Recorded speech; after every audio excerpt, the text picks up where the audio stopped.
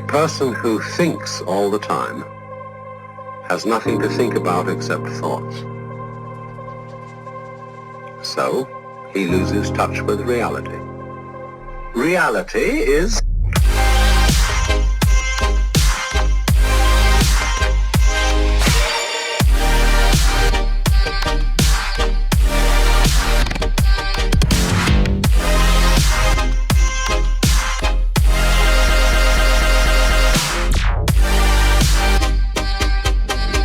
This is the beginning of meditation.